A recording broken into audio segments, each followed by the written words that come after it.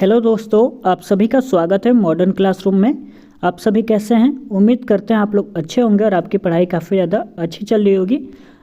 तो चलिए आज की क्लास को हम स्टार्ट करते हैं। आज हमारा प्रैक्टिस सेट नंबर 21 होने वाला है। इसके पहले मैंने जो बेस क्लासेस अपलोड किया है उसको यदि आप लोगों ने नहीं देखा है तो एक बार जाके चेकआउट कर लीजिए, प्लेलिस्ट मैंने बना दिया है। ठीक है, तो चलिए आज की क्लास को स्टार्ट करते हैं। पहला प्रश्न हो जाएगा हमारा, भारतीय संविधान के किन अनुच्छेदों में नागरिकता संबंधी प्रावधान है?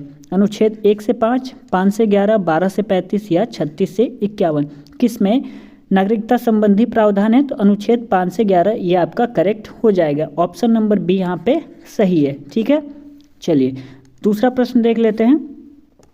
मौलिक अधिकारों के अंतर्गत कौन सा अनुच्छेद बच्चों के शोषण से संबंधित है? आर्टिकल 17, अनुच्छेद 19, अनुच्छेद 23 या अनुच्छेद 24, कौन सा हो जाएगा करेक्ट?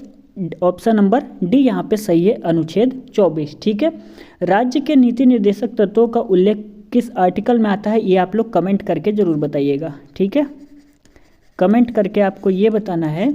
मैं यहाँ पे लिख दे रहा हूँ, राज्य के नीति निर्देशक तत्व, नीति निर्देशक तत्वों का उल्लेख किस अनुच्छेद में मिलता है? नीति यहाँ पे गलत लिख गया था, नीति अब सही है। ठीक है, नीति निर्देशक तत्वों का उल्लेख कौन से आर्टिकल में है? चलिए मैं बता देता हूँ, आप लोग नहीं बताने वाले हैं। ठीक है, वीडियो को देखेंगे तब तो बताएंगे, देखकर भी निकल जाते हैं लेकिन आप लोग बताते तो है नहीं। आर्टिकल 36 से 51 में राज्य के नीति निर्देशक तत्वों का उल्लेख देखने को मिलता है। और मौलिक अधिकारों के अंतर्गत कौन सा अनुच्छेद बच्चों के शोषण से संबंधित है? तो अनुच्छेद 24 हो जाएगा।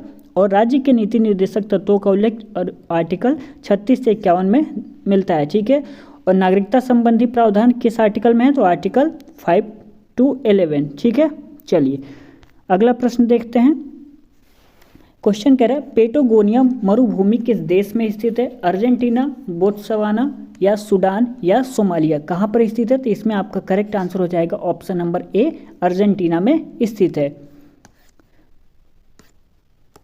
क्वेश्चन नंबर अगला कह रहा है, सहारा मरुस्थल किस महाद्वीप में है? अफ्रीका, एशिया, यूरोप या अमेरिका, कहाँ पर स्थित है? तो इसमें आपका ऑप्शन नंबर कौन सा? ए सही हो जाएगा, अफ्रीका। सबसे छोटा महाद्वीप कौन सा है? आप सभी को पता ही होगा। सबसे छोटा महाद्वीप कौन सा है? तो वो आपका हो जाएगा ऑस्ट्रेलिया, आप सभी को पता होगा। इसके पहले मैंने जो 20 क्लासेस अपलोड किया है उसको आप लोग एक बार ज़रूर चेकआउट कर लें। जब आप 20 क्लासेस कर लेंगे तो आपका जो कॉन्फिडेंस है वो ज़रूर थोड़ा सा मतलब अच्छा हो जाएगा। ठीक है, तो आप लोग वीडियो को ज़रूर देखा करें, इससे आपको बहुत कुछ सीखने को मिलता है। चलिए आगे देख लेते हैं। क्वेश्चन नंबर 251 क्या कह रहा है, बाथुकम्मा उत्सव कहाँ पे मनाया जाता है? तेलंगाना में, सिक्किम, गोवा या पंजाब, कहाँ पे मनाया जाता है? तो ये आपका मनाया जाता है तेलंगाना में। कहाँ पर मनाया जाता है? तेलंगाना में, ध्यान दीजिएगा। ठीक है, सिक्किम में यदि बात करें तो लोसांग महोत्सव मनाया जाता है। सिक्किम में लोसांग महोत्सव। एक हो जाएगा आपका बुमचू त्यौहार यहाँ से आपको याद करना है। गोवा से बात करें तो गोवा से ध्यान रखिएगा सिग्मो उत्सव, गोवा से आप ध्यान रखिएगा सिग्मो उत्सव, इतना आपको ध्यान देना है। चलिए आगे देखते हैं। भोगाली बिहू किस राज्य का प्रमुख त्यौहार है? ये बताना है। असम का, उड़ीसा का, बिहार का या कहीं नहीं का, कोई नहीं। इसमें आपका करेक्ट आंसर क्या हो जाएगा? ऑप्शन नंबर ए सही हो जाएगा, असम का। देखिए कुछ त्यौहार है उसको मैं नोट डाउन करा दे रहा हूँ, तो आप लोग भी नोट डाउन जरूर कर लें और उसको रिवीजन करते रहिएगा। यदि फुल वीडियो देखना चाहते हैं तो एक बार प्लेलिस्ट चेक करिए, वहाँ पे आपको क्लास मिल जाएगा प्रमुख त्यौहार एवं मेले का। ठीक है, 2023 में मैंने बनाया था, तो आप लोग चेकआउट कर सकते हैं, मिल जाएगा। मैं यहाँ पे कुछ त्यौहार लिखवा दे रहा हूँ, जैसे उगादी पर्व कहाँ पर मनाया जाता है? ये मनाया जाता है आपका कर्नाटक में। कहाँ पर मनाया जाता है? कर्नाटक में। लोसांग, ये मैंने बताया था कहाँ पे? सिक्किम में मनाया जाता है। लोसांग कहाँ पे मनाया जाता है? सिक्किम में मनाया जाता है। गुड़ी पर्व ये कहाँ पर? तो ये आपका हो जाएगा महाराष्ट्र में हो जाएगा गुड़ी पर्व। बात करें अगला, रंगोली बिहू, ये कहाँ पर मनाया जाता है? तो ये आपका मनाया जाता है असम में। और कौन सा त्यौहार लिखवा दूँ आपको? पोंगल। ठीक है, मुझे जो लग रहा है इम्पॉर्टेंट है वो मैं आपको नोट डाउन करवा रहा हूँ। यदि आप फुल वीडियो देखना चाहते हैं तो मैंने 2023 में एक वीडियो बनाया था, उसका प्लेलिस्ट बना हुआ है प्रमुख त्यौहार एवं मेले 2023, तो आप लोग चेकआउट कर लें, वहाँ से आपको सारे त्यौहार कवर हो जाएंगे। ठीक है, पोंगल ये आपका कहाँ पे मनाया जाता है? तमिलनाडु। क्योंकि मैं यहाँ पे सारा त्यौहार नहीं बताने वाला हूँ क्योंकि वीडियो बहुत बड़ा हो जाएगा, तो मुझे जो याद आ रहा है अभी प्रेजेंट टाइम में वो मैं आपको नोट डाउन करवा दे रहा हूँ जो इम्पोर्टेंट है। ठीक है, ओणम ये आपका हो जाएगा केरल का। कहाँ का? केरल का हो जाएगा। सरहुल पर्व ये कहाँ पर मनाया जाता है? ये आपका मनाया जाता है झारखंड में। कहाँ पर? झारखंड में मनाया जाता है। और लिख लीजिए बिहू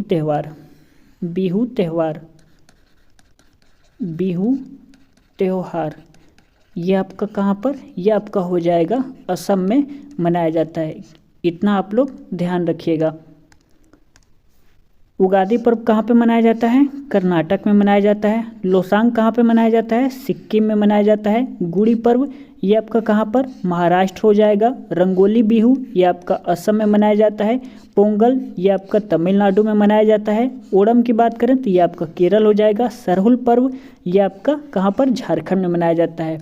और बिहू त्यौहार कहाँ पर? ये आपका असम में मनाया जाता है। आप लोग नोट डाउन जरूर किया करें, नोट्स जरूर बनाया करें, केवल बना के ऐसे ही मत छोड़ दिया करें, आप लोग साथ में उसका रिवीजन जरूर किया करें। ठीक है, तभी आपका क्लास करने का कोई फ़ायदा होगा।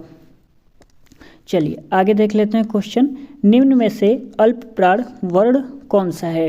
अ बड़ा आ, क, ग, थ, ध या फ, ब।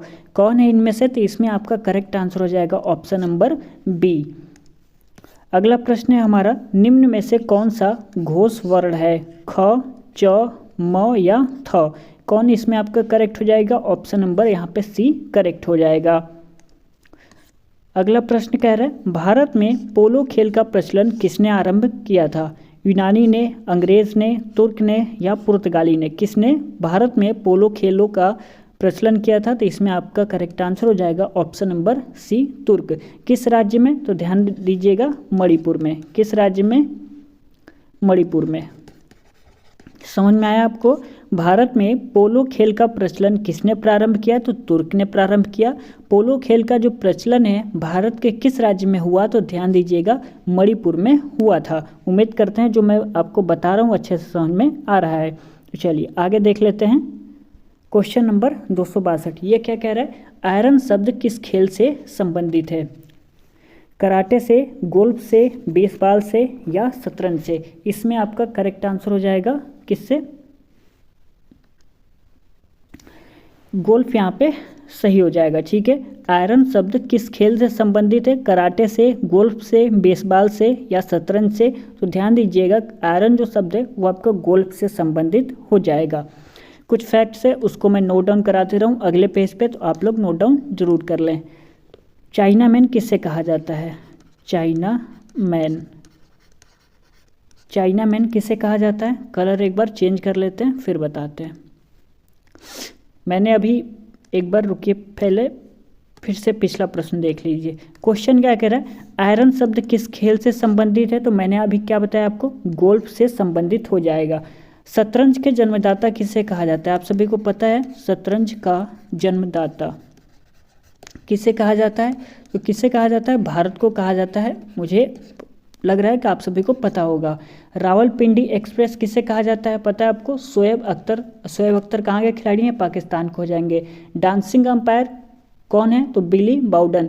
टर्मिनेटर किसे कहा जाता है? हरभजन सिंह को कहा जाता है। भारत के फ्लाइंग सिख के नाम से किसे जाना जाता है? तो मिल्खा सिंह को जाना जाता है। ये सारी बातें मैं आपको अगले पेज पे लिखवा दे रहा हूँ। ठीक है, यहाँ समझ में आ गया ना? आयरन शब्द किस खेल से संबंधित है? तो गोल्फ। तो कुछ फैक्ट्स है उसको आप लोग नोट डाउन कर लीजिए।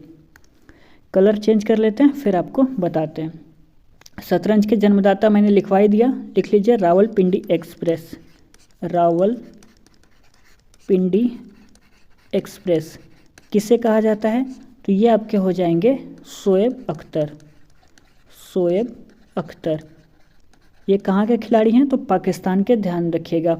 डांसिंग अंपायर किसे कहा जाता है? डांसिंग अंपायर, डांसिंग अंपायर कहा जाता है बिली बाउडन को, बिली बाउडन, ये आपके हो जाएंगे डांसिंग अंपायर। टर्मिनेटर किसे कहा जाता है, टर्मिनेटर, ये सारे आपके खेल से संबंधित हैं इसलिए मैं ये फैक्ट्स आपको नोट डाउन करवा रहा हूँ। टर्मिनेटर किसे कहा जाता है, हरभजन सिंह को, हरभजन सिंह को टर्मिनेटर कहा जाता है। भारत का फ्लाइंग सिख किसे कहा जाता है, फ्लाइंग सिख, फ्लाइंग सिख कहा जाता है हरभजन सिंह को, सॉरी मिल्खा सिंह को कहा जाता है। किसको कहा जाता है, मिल्खा सिंह को। और हरभजन सिंह को क्या कहा जाता है, टर्मिनेटर कहा जाता है। आयरन शब्द किस खेल से संबंधित है, अभी मैंने बताया था गोल्फ से, तो कुछ और शब्दावली है उसे आप लोग नोट डाउन कर लें। चाइना शब्द, चाइना शब्द किस खेल से जुड़ा हुआ है, यह आपका हो जाएगा क्रिकेट। आयरन शब्द किस खेल से संबंधित है, गोल्फ, और चाइना शब्द किस खेल से संबंधित है, क्रिकेट। रावलपिंडी एक्सप्रेस किसे कहते हैं, शोएब अख्तर। डांसिंग अंपायर किसे कहते हैं, बिली बाउडन। टर्मिनेटर हरभजन सिंह। फ्लाइंग सिख किसे कहा जाता है, मिल्खा सिंह। चाइना शब्द किस खेल से संबंधित है, क्रिकेट। चलिए मेलेट शब्द ये किससे जुड़ा हुआ है, तो ये आपका हो जाएगा पोलो से। उम्मीद करते हैं आप लोग लिख रहे होंगे क्योंकि जो मैं लिखवा रहा हूँ इम्पॉर्टेंट है, तो आप लोग साथ में लिखा ज़रूर किया करें, ठीक है। अगला लिख लीजिए केनन शब्द, केनन शब्द ये आपका किससे जुड़ा हुआ है, ये आपका जुड़ा हुआ है बिलियर्ड्स से। किससे जुड़ा हुआ है, बिलियर्ड्स से जुड़ा हुआ है। और लिख लीजिए एसेज शब्द, एसेज शब्द ये आपका किससे जुड़ा हुआ है, तो ये आपका हो जाएगा क्रिकेट से। एसेज शब्द किससे जुड़ा हुआ है, क्रिकेट से। बात करें नॉकआउट, नॉकआउट ये आपका किससे हो जाएगा, ये आपका हो जाएगा मुक्केबाजी से। बटरफ्लाई स्ट्रोक, बटरफ्लाई स्ट्रोक इसका संबंध किस खेल से है, बटरफ्लाई स्ट्रोक, तो ये आपका हो जाएगा तैराकी से। किससे, तैराकी से इसका संबंध हो जाएगा। गुगली शब्द, गुगली शब्द किससे हो जाएगा, ये हो जाएगा आपका क्रिकेट से। स्मैश किससे, स्मैश शब्द किस खेल से जुड़ा हुआ है, तो ये आपका हो जाएगा वॉलीबॉल, ठीक है, वॉलीबॉल। जगह नहीं है तो बस इतना ही शब्द आप लोग नोट डाउन करिए, ज़्यादा मत करिए। रावलपिंडी एक्सप्रेस शोएब अख्तर को कहा जाता है, एक बार रिवीजन कर लेते हैं। डांसिंग अंपायर किसे कहा जाता है, बिली बाउडन को। टर्मिनेटर हरभजन सिंह को कहा जाता है। फ्लाइंग सिख किसे कहा जाता है, तो मिल्खा सिंह को, ध्यान दीजिएगा। चाइना शब्द किस खेल से जुड़ा हुआ है, क्रिकेट। और आयरन कि आयरन जो शब्द है किस खेल से संबंधित है, गोल्फ से, जो कि मैंने अभी पीछे आपको बताया था। उसी का मैं सारा फैक्ट्स लिखवा रहा हूँ क्योंकि खेल से संबंधित ये सारे फैक्ट्स हैं। मेलेट शब्द किस खेल से जुड़ा हुआ है, तो पोलो से हो जाएगा। केनन शब्द ये आपका बिलियर्ड से हो जाएगा। एसेज शब्द ये आपका क्रिकेट से जुड़ा हुआ है। नॉकआउट ये आपका मुक्केबाजी से संबंधित हो जाएगा। बटरफ्लाई जो स्ट्रोक है इसका संबंध हो जाएगा तैराकी से। गुगली शब्द ये आपका क्रिकेट से जुड़ा हुआ है। और स्मैश ये आपका किससे, वॉलीबॉल से जुड़ा हुआ है। उम्मीद करते हैं जो मैंने अभी नोट डाउन कराया है आपने नोट डाउन किया होगा और अच्छे से समझ में आ गया होगा। तो इसको क्लियर करते हैं और अगले प्रश्न की तरफ बढ़ते हैं। क्वेश्चन कह रहा है आयरन शब्द किस खेल से संबंधित है, मैंने आपको अभी बताया था किससे, गोल्फ से। चलिए क्वेश्चन नंबर 63 कह रहा है निम्न में कौन सा आवेश रहित कण है, इलेक्ट्रॉन, प्रोटॉन, न्यूट्रॉन या कोई भी नहीं। तो इसमें आपका कौन सा आंसर सी हो जाएगा, न्यूट्रॉन।